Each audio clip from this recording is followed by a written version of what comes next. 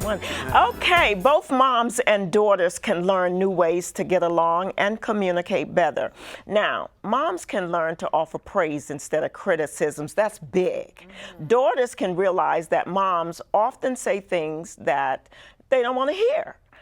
They say it because they've been there and done that, and they care and they want the best for their child.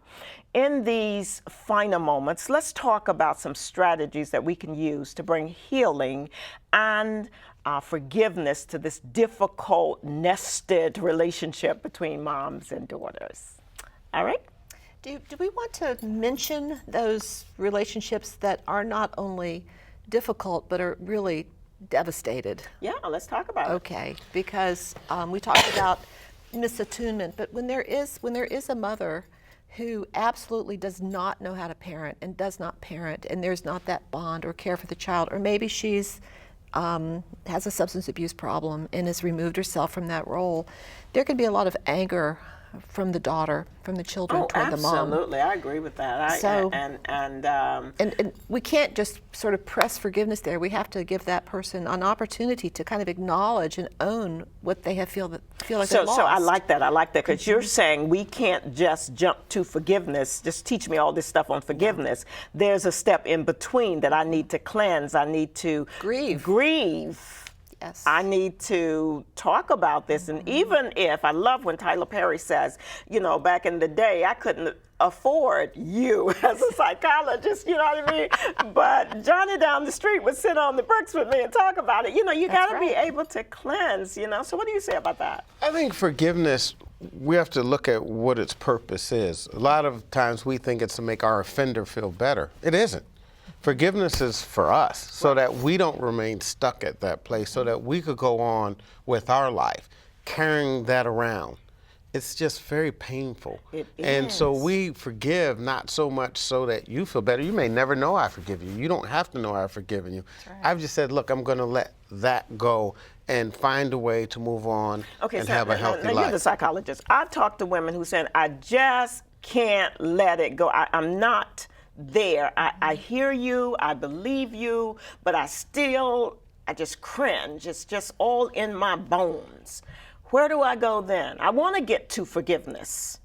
I want to heal. That brings up an important point, and I get that in my practice a lot. And I say, it's the purpose of it. You don't need to let that person go. I think that's the resistance that people have. The question I then ask is, what is it costing you to hold on to that?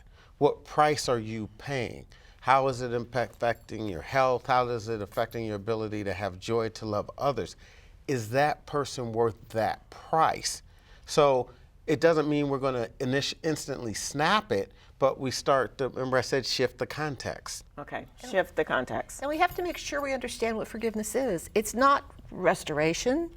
It's not reconciliation. I mean, we don't know what type of relationship, if any, will come forward from that point. What it does, though, is it releases that other person from you feeling like you have to make sure they get what's coming to them, that they have to get it, they have to understand, they have to come to you and apologize. It's really just letting go of those things. I think there's so much, especially in our society today. Everything's public. Everybody's public now because of this Facebook and what else? Twitter and social media. Everybody's public. You know what I mean? But, you know, it can be embarrassing. And your peers, especially, you know, young adults who may not be able to handle that. Where do they go with that? I mean, yeah, I want to forgive Mom, but, you know, they're laughing at me. They're making fun of me. Yeah. Well, there needs to be someone in their life that they can come and share that with, what they're feeling on the inside, who will see them. You brought that up earlier. I like that. Who can hear where the pain they're dealing with in the heart and can help walk them through that. Because even if that person doesn't have the maturity or the understanding about how to move through that, as long as they know they have somebody who's their ally, that sees them and understands what they're going through and is willing to journey there with them, they'll figure it out. It's going to be navigable. They're going to get through it. But it is important that that person see me. Absolutely. Because you're talking at me. You're criticizing me, but you don't really see me. I've got some other stuff going on here that you're not even touching. That's right. Do you know what I mean? So I think that's important as well. So let's talk about healing. One of the things, and it was a really good point, and I see it a lot. I get couples in here, and I'll do a listening exercise, and the other person say, "Well, you didn't really hear me. You're just doing that for this activity." And maybe there's some truth to that too. Yeah.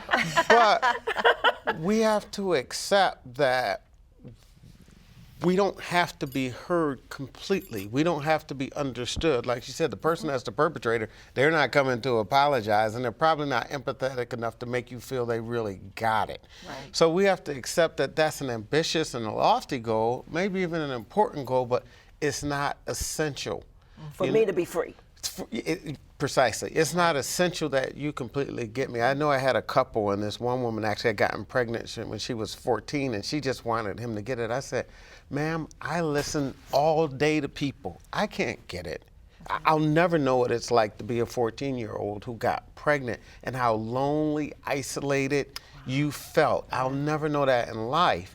But I'm here to listen to you. I'm here to try and support you. I'm here to help us get you through this." Can that be enough? Wow. That's awesome. That's awesome. And I think that we've got to begin to do that for our young people who find themselves in that position. I've got to close now, but I read that in 2012, the statistic dropped dramatically with teenage pregnancies. Hallelujah. Hallelujah. That is so good. That is so good. So I want to thank my guests for joining me on the show today. If you are in a difficult place with mom, your relationship doesn't have to stay that way.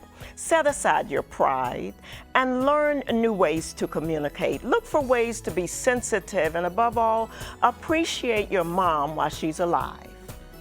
If you and your mom have bridged the gap in a relationship, email me at ms.deborahstearoom@gmail.com. We'll see you next time in the Tea Room.